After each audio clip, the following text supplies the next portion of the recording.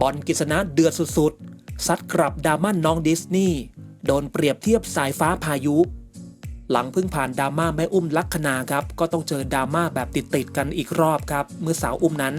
โพสต์ภาพสติกเกอร์รูปลูกสาวตัวน้อยครับอย่างน้องดิสนีย์ลงไปใน IG ส่วนตัวก่อนมีแฟนคลับครับเข้ามาคอมเมนต์ชื่นชมกันเป็นจำนวนมากแต่มีชาวเน็ตอยู่1คนครับเข้ามาคอมเมนต์เด็บแนมแถมเปรียบเทียบกับสายฟ้าพายุน่ารักมากกว่า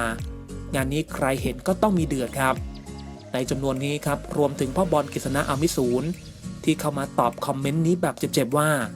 เด็กมีความน่ารักกันคนละแบบอย่าเอาผ้าขาวมาใส่ความคิดแย่ๆของคุณเลยครับ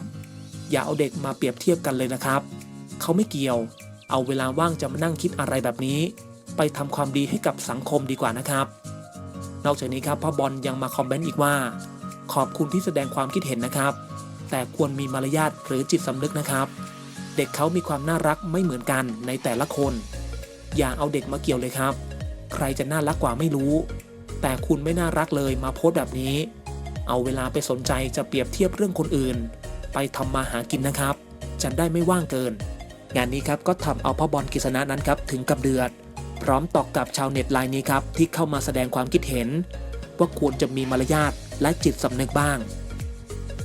เป็นอีกหนึ่งช่องทางข่าวบันเทิงนะครับที่คุณจะสามารถติดตามและอัปเดตข่าวสารไปพร้อมๆกันได้เลยนะครับอย่าลืมกดติดตามชมซุปเปอร์สตาร์ดาราแล้วก็อย่าลืมเข้ามาติชมหรือคอมเมนต์มาร่วมแชร์ร่วมแสดงความคิดเห็นกันได้เลยนะครับที่สำคัญครับต้องขอกราบขอบพระคุณทุกท่านมากๆด้วยนะครับที่เสียสละเวลาในการติดตามรับชมรับฟังกันด้วยนะครับ